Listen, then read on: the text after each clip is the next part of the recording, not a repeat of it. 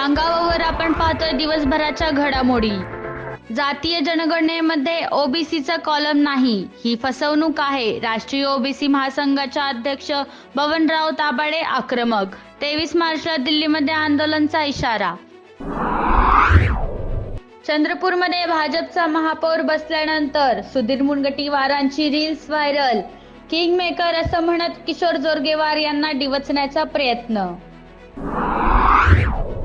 चंद्रपूरमध्ये ठाकरेंच्या पाठिंब्याने भाजपाचा महापौर सव्वा वर्ष भाजप आणि ठाकरेंचा महापौर असणार।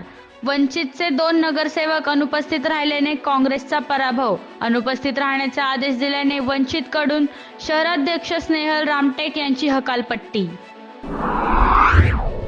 राज्यातील तरुणांसाठी मोठी बातमी। पोलीस दलातील भरतीसाठी प्रक्रिया आजपासून सुरू होतीये।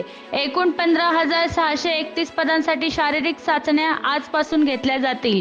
यामध्ये पोलीस शिपाई, चालक आणि कारागृह शिपाई या पदांचा समावेश असेल। उपमुख्यमंत्री सुनेत्रा पवार दिल्लीत दाखल। उपमुख्यमंत्री पदाचा पदभाव स्वीकारल्यानंतर उपमुख्यमंत्री सुनेत्रा पवार मंगळवारी दिल्लीत दाखल झाल्यात। आज सकाळी 11 वाजता पंतप्रधान नरेंद्र मोदींची भेट घेतली। पंतप्रधानांच्या भेटीनंतर गृहमंत्री अमित शहा आणि उपराष्ट्रपती CP राधाकृष्ण यांची भेट नियोजित आहे। शरद पवारांच्या प्रकृतीत सुधारणा। राष्ट्रवादी काँग्रेसचे अध्यक्ष शरद पवार यांच्या प्रकृतीत संदर्भात दिलासादायक बातमी आहे। श्वासाच्या त्रासामुळे रुग्णालयात दाखल करण्यात आलेल्या शरद पवारांच्या प्रकृतीत सुधारणा होत असल्याची माहिती डॉक्टरांनी दिली आहे। छत्रपती संभाजीनगरमध्ये उपमहापौर पदाच्या बॅनरवरून संजय शिरसाटांचा फोटो गायब। राजकीय वर्तुळामध्ये चर्चांना उधाण। कल्याण शहर स्वच्छतेबाबत हलगर्जीपणा खपवून घेणार नाही। डीप क्लिनिंग झाली पाहिजे, अन्यथा हयगय करणार नाही। महापौर हर्षाली खवी यांच्या अधिकाऱ्यांना धमकी। छत्रपती संभाजीनगरातील नवनिर्वाचित महापौरांसह भाजप नेत्यांनी घेतली मुख्यमंत्र्यांची भेट।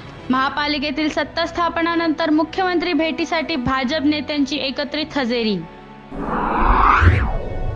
छत्रपती संभाजीनगरमध्ये काँग्रेसची माजी आमदार सुभाष झांबड यांना दुसऱ्या गुन्ह्यातही सशर्त जामीन।